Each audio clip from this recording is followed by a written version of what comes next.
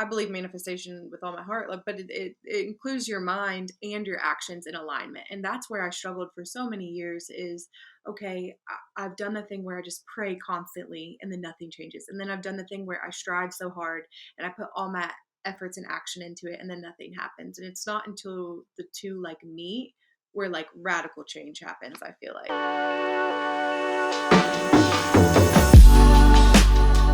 Hello and welcome to The Foster. I am your host, Angel Foster, and today we have a very special guest, Savannah Morris. Hello, welcome to the podcast. Hello, I'm so excited to be here. How are you? I am so good. How are you? I'm good. It's been a busy day, but like this feels like a little reprieve, like a break from editing, and so I'm just very grateful to have this moment with you.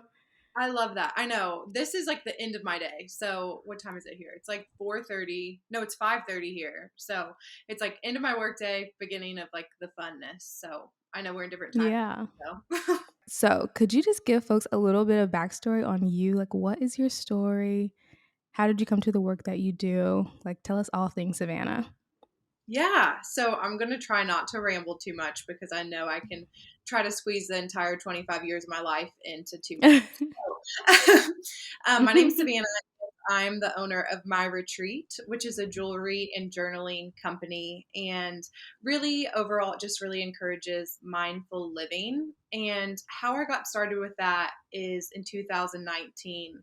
After graduating college and moving back home, I really got pressed with the stressful realities of post grad life that I don't feel like anyone prepares you for. So, in that season, I moved back home and I was really struggling to find a job, and I felt like I wasn't going to have any issues because I had all the internships, I had all the prereqs, and life had different plans than I did. So in that season, I really started to learn, you know, that I put a lot of my confidence in my achievements. So I started to struggle with my self identity, and it wasn't until I really decided to do something for myself where I said, okay, I'm just going to work my part-time jobs, but I want to start doing things that I like. Like, who am I? I don't even know who I am at this point. So I decided to pursue making jewelry. I literally watched some YouTube videos and then I ordered a couple things off Amazon. And I was like, okay, well, I'm just going to do this for fun. And I started making jewelry and then I opened an Etsy account. And it was one of the scariest things I did because I felt like such an imposter. Like, who am I to make jewelry? And fast forward 3 years later, I've sold thousands of pieces of jewelry. I've gotten a lot better at making jewelry, and it's really kind of progressed into a mindfulness company as well. So I have journals that you can download. I have free journal downloads as well as more intensive courses that you can be a part of. But really, I just wanted to incorporate the mindful living part of things because that truly is my heart behind my retreat is getting the most out of life, figuring out your passions. And I think so much comes from those seasons of desperation. I really think retreat was birthed in like a season of discouragement, and I saw making jewelry as my retreat. So that's where the name kind of came from. So I love that. I was going to ask where the name came from. yeah, that's where it came from. A season of a lot of confusion. So Well, I feel like people don't talk about that enough, especially like our generation. Like I feel like right before people were like, you actually don't have to go to college to achieve your dreams. Like a lot of like, I feel like college was still pushed so heavily on us. And so when I graduated, I remember going to Waffle House in Nashville and seeing someone who graduated like 2 years before me, like being the manager at Waffle House. And I was like, wait, you have the same degree I have and you're working at Waffle House? Like, yep. what? And so I definitely did not feel prepared at all for post grad life. Yeah, and I hear you so much, and I think that's one of the reasons it slapped me so hard in the face because I was like, "Oh, okay, I've done all I checked all the marks. Like, I went to Hmm. college, I had the internships. I should be able to get a job, surely." And then here I am, like on Indeed, applying to absolutely everything, and Waffle House was starting to look like a good option for me too. So how did you even come to jewelry making? Like deciding like this is the thing you wanted to hone in on? Because I feel like at that point maybe like you had other interests. So like what made you choose jewelry specifically?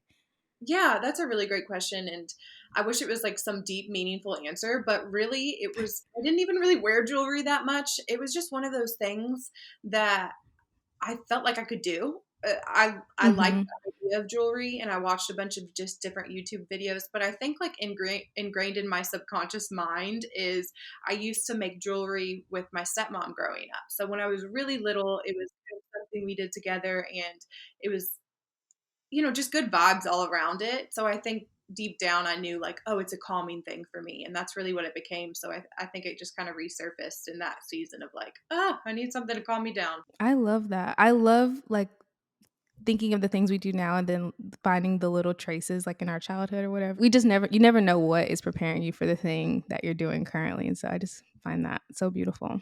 But you've added on another aspect to your business recently, right? Yeah, so that's the journaling aspect of it all, and whenever I launched my retreat, I really didn't know where it was headed. I knew I liked the jewelry part. And at that point, I didn't know where it was headed at all. I didn't really have a job. I was a lifeguard. Um, but it was something that I knew that I had a deeper heart behind serving people, and I really just wanted to provide something that I could have used in that season of uncertainty. And one of the main things that have really helped me become more confident, achieve my goals, really find fulfillment in life is journaling. And I think when we hear that, we think of, a diary that somebody you go home and you write like, "Oh, Jake texted me today." And it's Mhm. different than that. It's an intentional way to reflect not only on, your day, but who you are as a person, and then really kind of start questioning who you are. So yeah, I've added on the journaling aspect, and I think everyone can benefit from it. And I think if you, invest your time and you're serious about change, it's a wonderful, like, first step. I think you're a great example of that quote where it's like launch fast and then adjust, like not Mhm. getting too hung up on the details because I feel like the details keep a lot of us immobilized and keep us from moving forward and just being like, let me just try something. And I think you're like the perfect example of that because you can figure it out along the way. Like it doesn't have to be so set in stone. I really, really appreciate that. Definitely. I wanted to ask you what have been the changes that you've noticed with journaling and like having a consistent practice with that? Yeah, that's a really good question. Overall, an increase in, like, my mental health and overall happiness and a sense of accountability. So I used to be that person, I don't know if you can relate, but by nature, I'm such a big picture thinker. So if you're like, "Savannah, what do you want this to look like in 10 years?" I can take, like, an half an hour and I can have every single thing laid out. But then you're like, "How are you gonna get there?" So I really used to struggle with how do I make the big picture a reality, and journaling has been kind of that bridge for me. So I'll have like a bigger goal, and then I can see with journaling, okay, why do I really want that? Do I truly desire that, or is that what society wants me to do? Okay, that's actually one of the things that I want to do. How am I going to do it? So it really helps me see things big picture, break it down practically, and then you start seeing it in your day-to-day life. You start celebrating the small things, and you see it in your relationships. They're growing deeper. And of course it's like anything, it takes time and it is a practice, but I'd say that's the big one. You spoke to something that I've been seeing just becoming consistent with Pilates, like in every other area of my life, it's like slowly starting to get better. And I heard people say that, like, if you just focus on this one area, then you'll notice changes in others. But I didn't really like fully believe it. But I think committing to something shows that you can commit to things in other areas and it just makes you like trust yourself more and build that self-confidence. That's really dope. I've been trying to get consistent with journaling for so long and I just have not. Do you have any tips for people, to help get consistent with it? No, that's a wonderful question, because definitely I have been like journaling, quote unquote, for years, and it has been so inconsistent. Probably up until the past 3 or 4 years, I've really kind of like honed in on my practice. But just like everything else in life, my biggest advice is to just start so small. So, like, if you are wanting to start journaling, literally, like, get a cute journal, whatever works for you, Mhm. get a pen that you love, and then every day just like write one thing that you're grateful for. And then the next week, write two things you're grateful for. Build that list up to three things you're grateful for, and then like stick that out for a month and just keep adding to it. And then I think it'll just start becoming another habit for you. So just start super, super small. And then before you know it, you'll just be doing it like brushing your teeth. I'm all about starting small. Are you familiar with, like, Atomic Habits? Yes, that book has radically changed my life. Such a good book. Same, for sure, same. So you have this business, but is this like your full bread and butter, or do you get your income from anywhere else? Yeah, so I actually have a full-time job as well. I work 9 to 5, but I work remote. So that is one of the amazing things about the world that we live in. So that is also kind of part of my story is um and one of my encouragements to everyone is just kind of trust the process and follow what feels good because when I went in for the interview, so I had started retreat in 2019 and I just decided, I'm not going to apply for any more jobs. I've applied for literally over like 100 jobs. I need to just, take my little retreat and take a break for myself. And then somebody reached out to me for this position and I thought it was a joke because it was absolutely everything that I was looking for. Oh, Um, wow. I went on the interview and I was like, I don't know if I'm going to take it. I don't know. And then I had a gut feeling that it was 100% in alignment with me. So I took the position and then it was kind of like, I want to move because I was living at Kentucky in the time. So I really didn't know. I really wanted to move. And then COVID hit and we went remote and then they allowed me to move. So, um, yeah, so just trust what feels good and you'll end up where you need to be. But, anyways, back to your question. Yes, I have a remote and I work my own business as well. And I think, it can be a lot at times, but I think, again, like learning to celebrate the small things and not being ashamed of your side hustle and letting people know about it is like the number one piece of advice I could give to anyone is to communicate what you're working on. I definitely struggle with that, like the self-promotion aspect. But I just want to speak to you a little bit. So like you reached out to be on the podcast with like this such like a beautiful email. And I was telling you in our call yesterday, like I didn't even know that was something you could do. Like I didn't know you could pitch yourself to be on other people's podcasts or like really, put yourself out there and promote. I'm hoping that this can be like an inspiration to other people who, are working a 9 to 5, but maybe because is your goal to get out of your 9 to 5 and like eventually make this your full time business, or do you think you'll kind of always like do both? If anybody's listening to this from my full time job, this is a lie. No, definitely. I definitely want my retreat to be my full time job, and I'm not ashamed to say that if the people that I work with as well, I think they know that. But it definitely is my goal to, have this as my full time job. But there is something so great about having that stability. I feel like of Yes. you and I do work for a company that I am proud to work for, and they're very flexible and different things. But I don't know. I think the time commitment is a lot though, because I know Yeah. you have a full-time job as well. So you can Yeah. relate to that. So how do you like balance the two? I was gonna ask you that, Savannah. I'm like, give me tips. My job isn't so structured as like a 9 to 5, which I'm really grateful for. Because like working for an influencer, like some weeks can be really light, but then some weeks can be really intense. Like we're going to New York next weekend or one of these weekends coming up.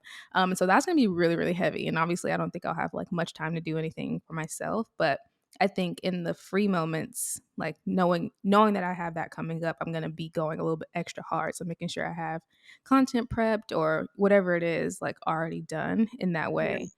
I can be able to really really show up for my job. And so I would say for anybody like working, because I worked a traditional 9 to 5 before this, I would just take advantage of like all my free time. So like weekends, like right after work and then before work, which can be a lot, but I think you just have to see like how bad you want it, like, and just keep that like at the front of your mind. Like I don't go out a ton, mainly to save money, but two, like I just keep my goals at the forefront of my mind. And I think the fall is such a great time too for like going hard on your goals, because people are like traveling, like you may have friends traveling, or I don't know, people just seem like more chill during this time of year, like after the summertime. So I feel like this is a good time to like refocus, and it's like, who do you want to be next year? So I think this is a good time to like reevaluate your goals and like go extra hard on them. Yeah, no, I'm like shaking my head, like my head's gonna fall. I agree with you so much. No, it's so true, and I think as the seasons change, I believe that anyway. As the seasons change, we change. And I was listening to another podcast, I Mm. forget what it is, but she was talking about. She was like, journaling is such like a winter thing. You just want to grab some wine and journal. And I'm like, yes, that's so true.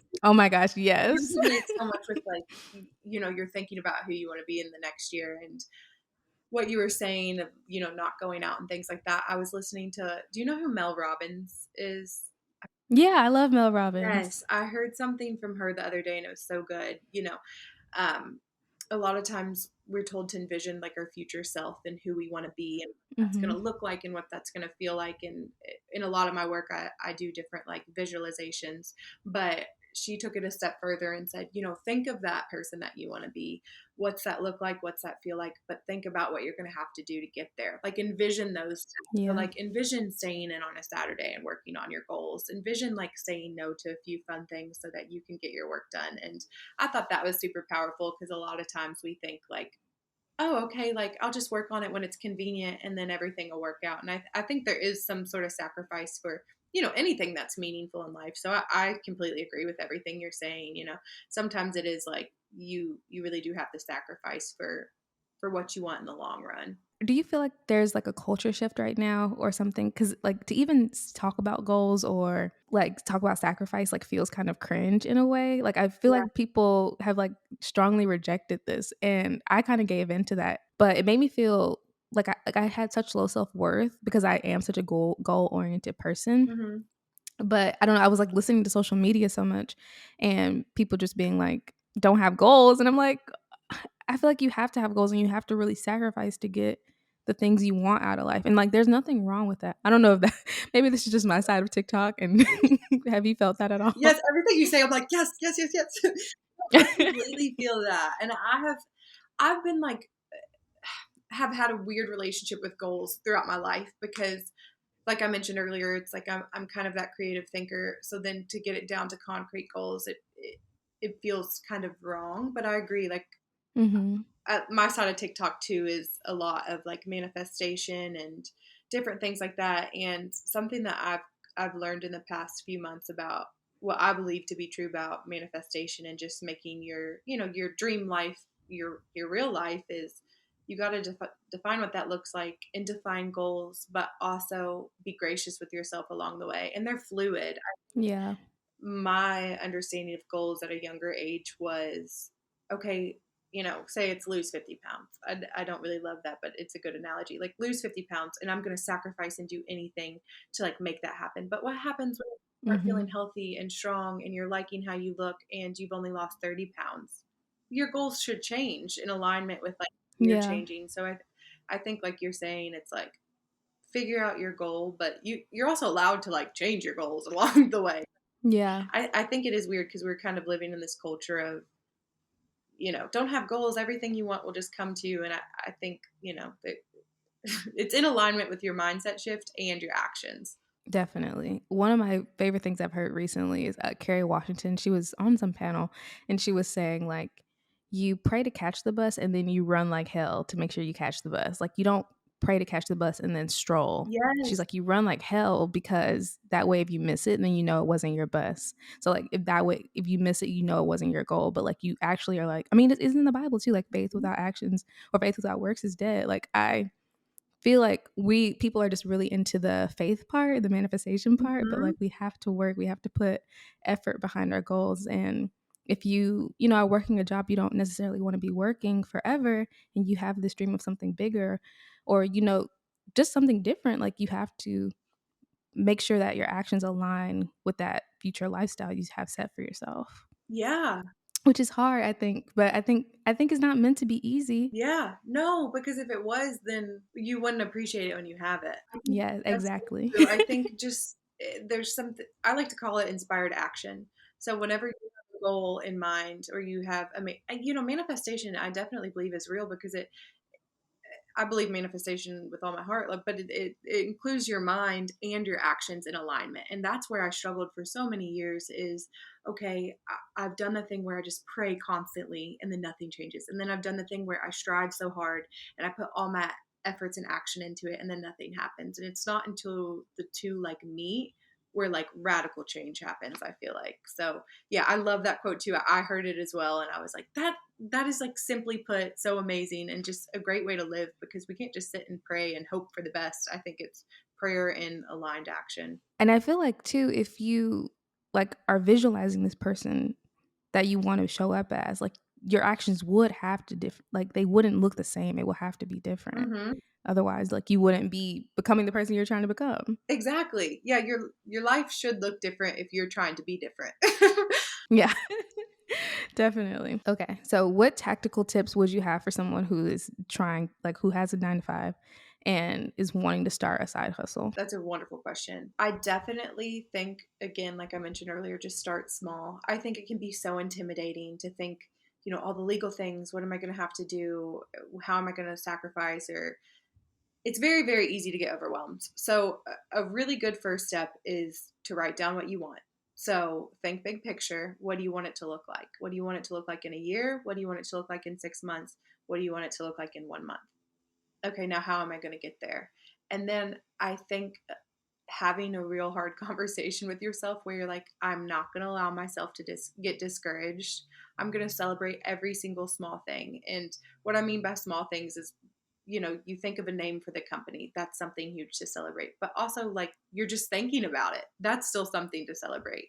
So I think have a clear vision, allow yourself to have some grace, and then carve out at least 10 minutes a day where you can build that habit of working on your business. So I think you have to incorporate consistency into your routine to some degree. It doesn't have to be 1 hour a day. It can be 5 minutes, it can be 10 minutes, it can be 30 minutes, but something that is consistent so you can build that routine. And like you were talking about earlier, like with Pilates, like because you're going consistency, it builds that confidence. So that'll build confidence too. So those would be my tips if you're trying to add a side hustle into your 9 to 5. That is perfect. I'm like taking notes mentally too.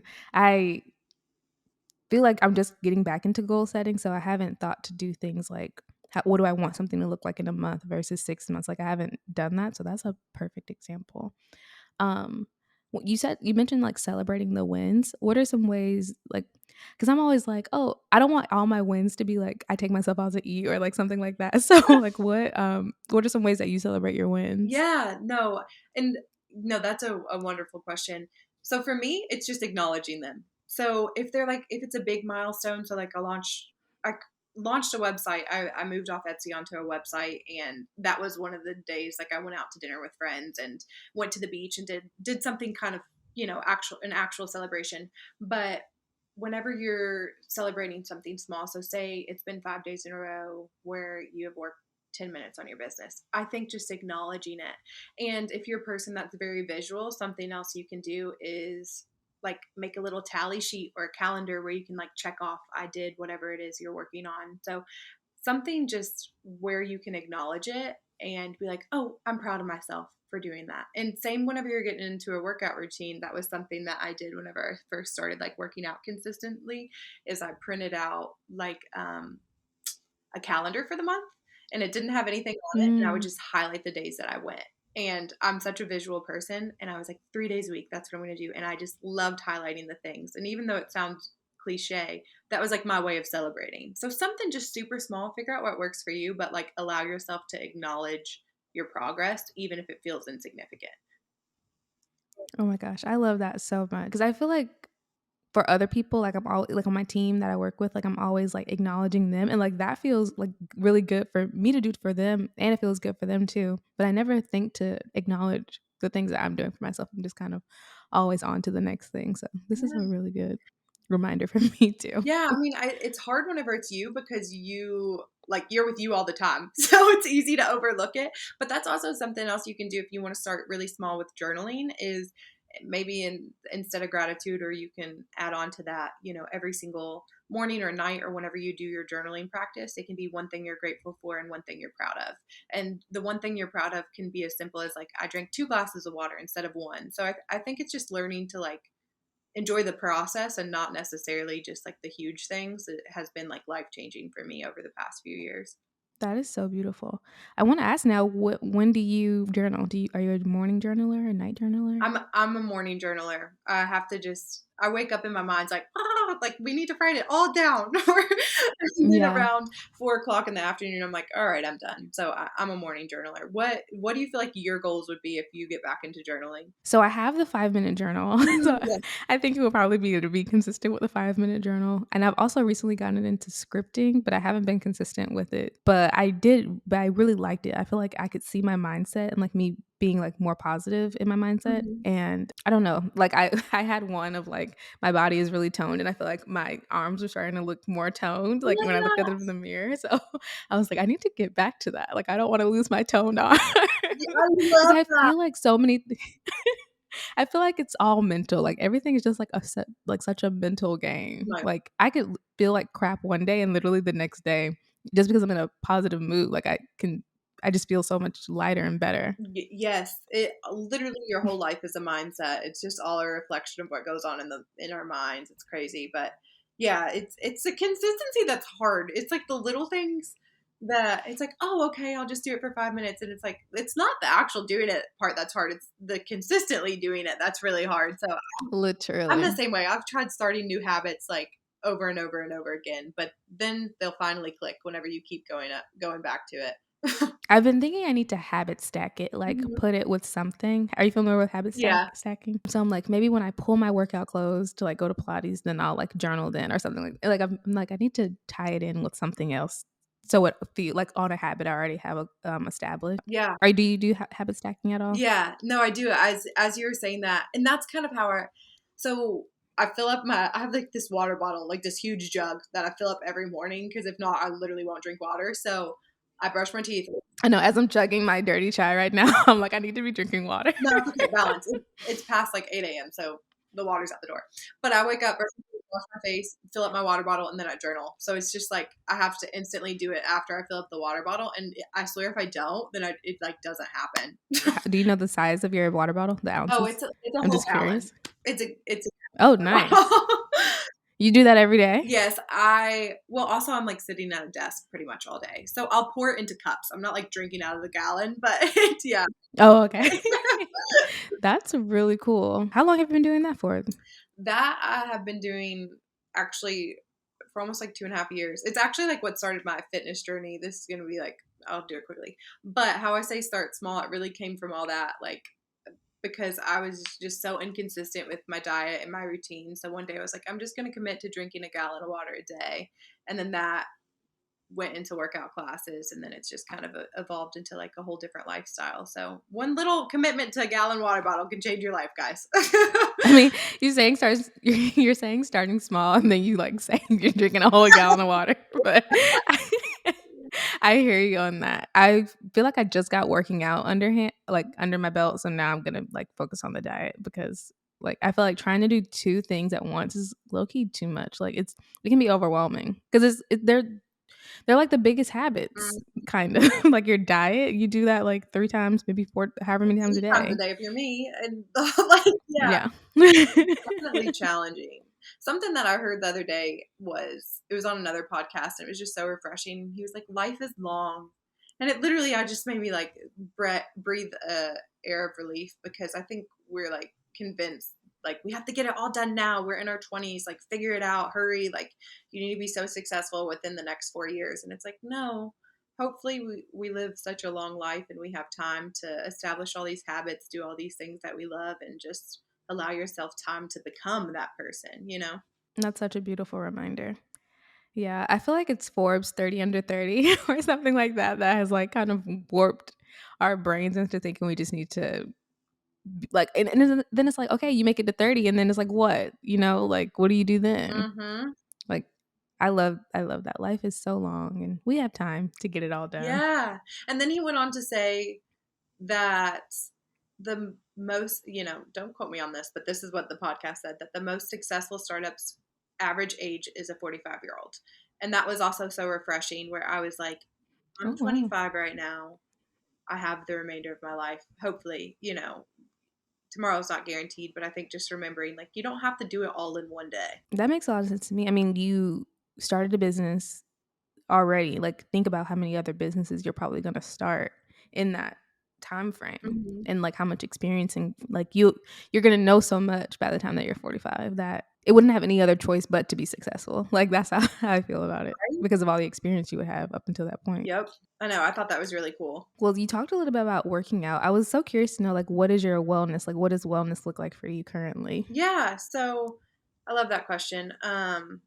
Because it's taken me a while to get here, but I move my body every single day. It looks a little bit different every day. how my fitness journey like started a few years ago is I started going to F45. Are you familiar with what that is? Mm-mm. It's HIIT workouts, and it stands for functional 45 minutes. They're pretty intense, but it really worked out for me. I feel like similar to you and your Pilates, where I just like to go in. I don't like to think about anything. I just like to show up and you tell me what to do. So that helped me establish like a consistency, but it's kind of transitioned. I've gone to different gyms and different things over the time. But right now, I like to weight lift. So I do that about 3 to 5 times a week. But then on a daily basis, I just really try to make sure that I get fresh air, that I go for walks. And like I said earlier, just to move my body. So, like, I try to stretch in the morning because I am at a desk all day. So I try to be Yeah. like mindful of, making sure that I'm stretching and moving and try to get up at least every hour. I know that other people probably think that's not a lot, but for me, it works. No, that I think that's key. And so many of us are working from home now. Like I'm working from home most days.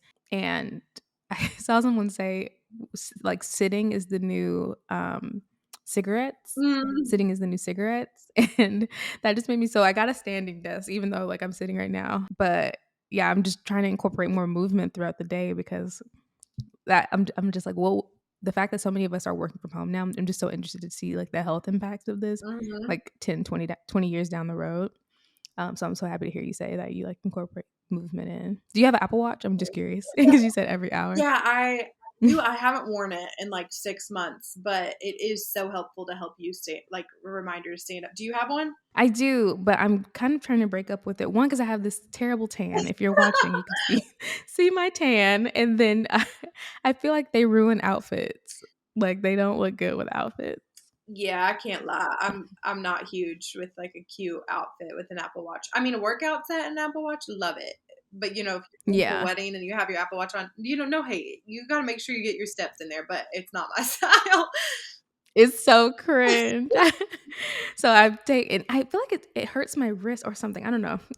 I don't want to talk too much about it, but I feel like I'm noticing a wrist issue with it or something, like wearing it all the time. Yeah, no, and if you're, like, doing weights too, I know some of the, like, weight movements I use, I'm like, "I'm gonna shatter this thing," so I think I just need to Yeah. tired her. I don't know where she is, but she's somewhere in here.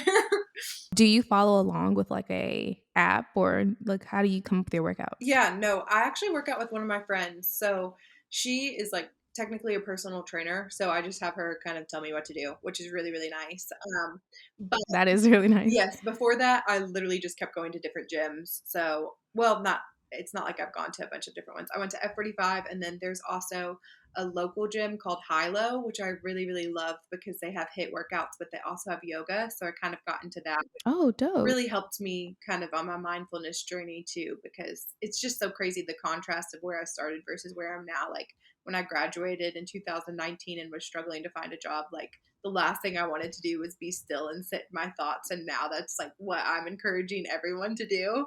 So yeah, yoga's been super cool. Yeah, I work for a yoga instructor and you would think I would practice it more, but I do not. And so every time I see her, I'm like, I need to practice this. I feel like Pilates kind of has like an essence of yoga, but I don't think that's true now that I'm thinking through that. Do you feel like they can compare at all? I feel like they have some similar aspects, but it doesn't have the mindfulness part. Even though like if I'm in a really tough posture, like I do feel like I just can't think about anything else other than the pain of it versus like when you're sitting in yoga, like you can let your thoughts come and go. It's like all I can think about is the pain. Yeah. I don't know if anyone else relates to that, but I have been finding people who incorporate mindfulness into their Pilates. Mhm. And I'm thinking of taking a well, I'm not thinking. I'm taking a Pilates teacher training in November. And so I think once I start doing like offering teachings and things like that, then I'll try to incorporate mindfulness because I feel like the two are so like such a powerful combination. Oh my god, yeah, and that is so freaking exciting. I heard you mention that in one of your other podcasts, how you were thinking about that, but that is so cool. Yeah, you're gonna thrive in that, and I Thank think that you. would be awesome if you could incorporate some sort of mindfulness or something, because I hear you, like, when you're in a posture or doing literally anything physical where you're in pain, I don't know how anybody else can think about anything, like, it's pain. So, if you can incorporate, like, some lightness in there too, I think that would be amazing. Congratulations, that's so exciting.